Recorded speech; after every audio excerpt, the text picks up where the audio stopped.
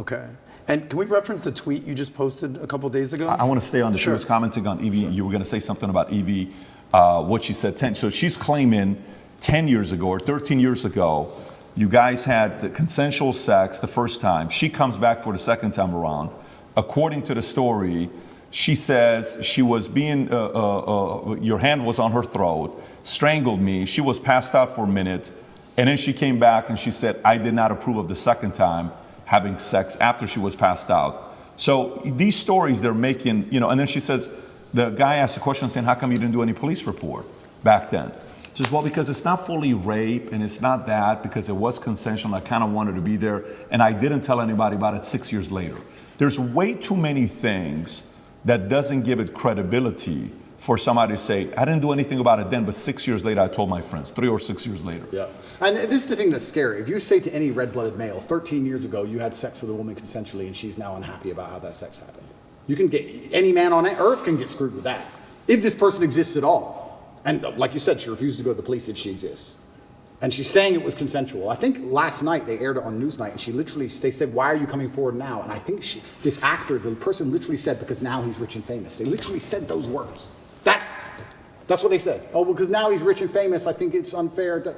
It's asinine. I don't understand genuinely how a man can protect himself in the Western world anymore. How can you even exist anymore? If this is what they're going to hit you with as soon as you get to a certain level of influence, there's no man on earth who's safe from this. I said this to my judges. I had a few male judges. I said, they could do this to you.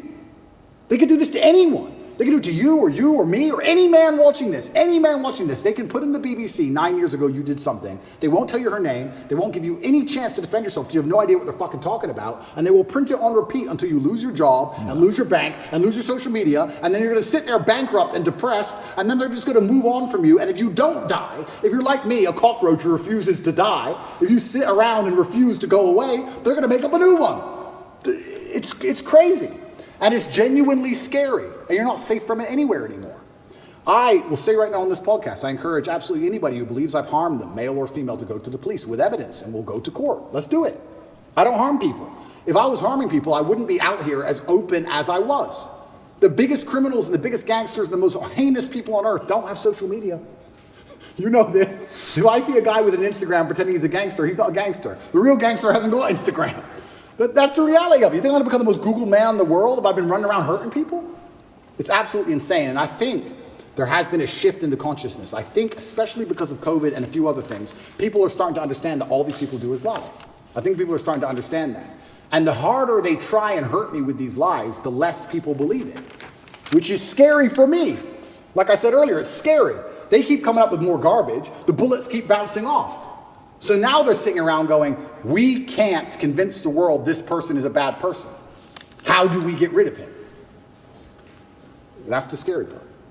You were going to say something. Yeah, follow-ups on that if you want to go 6 there. months, it's 6 months coming up right now. It's coming up Yeah. June 29th, I believe? Correct. Okay, you put out a tweet recently. You said the 6-month time limit is running out, Yeah.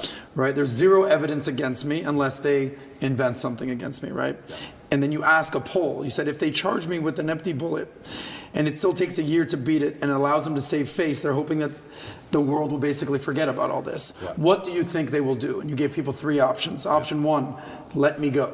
Option 2, charge me with no evidence. Option 3, invent and frame attempt. The results were 38% let me go, right? 35% invent and frame attempt. And option 2, in third place, charge me with no evidence, 27%. So 38%, 35%, 27%. So basically, it's pretty even. So what do you think is going to happen here? The people, the 38% of people who think they're going to let me go, I think are extremely naive. I go to sleep every night, every morning. I wake up instinctually at 5 a.m. because that's when they raid your house. I wake up at like 4:59. I just fucking shoot up because they busted my house 3 times now.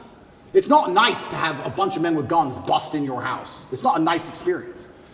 So every single morning I wake up expecting them to just turn up again with something else and drag me back to a prison cell.